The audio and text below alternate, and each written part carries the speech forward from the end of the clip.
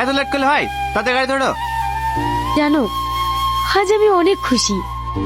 এতদিন পর তোমার আব্বা আমাকে মেনে নিয়েছে। আরে না না, তোমাকে আমি বলেছিলাম না, আমার আব্বার মতন মানুষই হয় না। বস, মাস্টারের মুখটা বন্ধ করবে কি করে?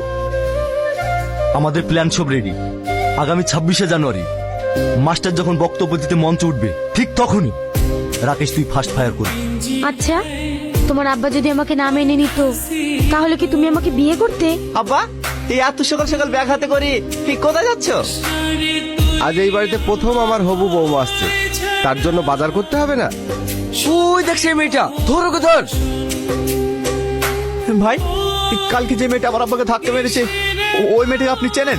অনেক রাত হয়ে গেছে, চলো বাড়ি চলো। না, আমি বাড়ি যাব না।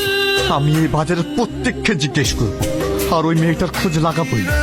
আজ 5 দিন হয়ে গেল, 5 দিন হয়ে গেল এখনো মেয়েটাকে ধরতে পারিস নি। ওই মেয়েটা যদি পুলিশের কাছে ভিডিওটা পাঠিয়ে কি হবে জানিস? জানিস? দেখো, কারোর বাবাই সারা জীবন বেঁচে থাকে না। যেটা হয়েছে ভুলে গিয়ে চলো না আমরা নতুন করে জীবন শুরু করি। মেয়েটা এবার ধরা পড়ে যাবে। সিসিটিভি ফুটেজ পাওয়া গেছে, তাড়াতাড়ি চল। হ্যাঁ ঠিক আছে, চ। কি বাবা, তুমি বসে কেন? চলো। পালাচ্ছি। চুপ করো। সালমা, দেখো সেম তোমার মতো জামা পরে আছে। তুই চিনতে পারছিস? দেখো তো। আমি আশ্চর্য হয়ে যাচ্ছি, দিনে দুপুরে একটা মেয়ে আমার আব্বাকে মেরে দিয়ে চলে গেল, আর এত বড় বাজারে একটা লোক বলতে পারছে না মেয়েটাকে চেনে। সালমা, তুমি তো আমাকে অনেক ভালোবাসো, আমার কষ্টতে তোমার কষ্ট হয় না। প্লিজ সালমা, আমার আব্বার খুনিকে তুমি খুঁজে বের করে দাও না।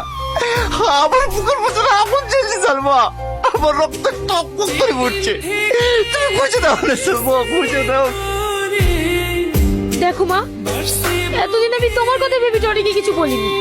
আমি ভেবেছি ও আস্তে আস্তে ভুলে যাবে, কিন্তু না, এখন দেখছি ও দিনের দিন বাপের খুনির জন্য পাগল হয়ে উঠছে। তাই আমি ভেবেছি ওকে আমি আজ সব সত্যি কথা খুলে বলি। তোমাকে অনেকদিন থেকে একটা কথা বলবো বলে বলা হচ্ছে না। কিন্তু ওই মেয়েটার সাপোর্টে কোনো কথা বলবা?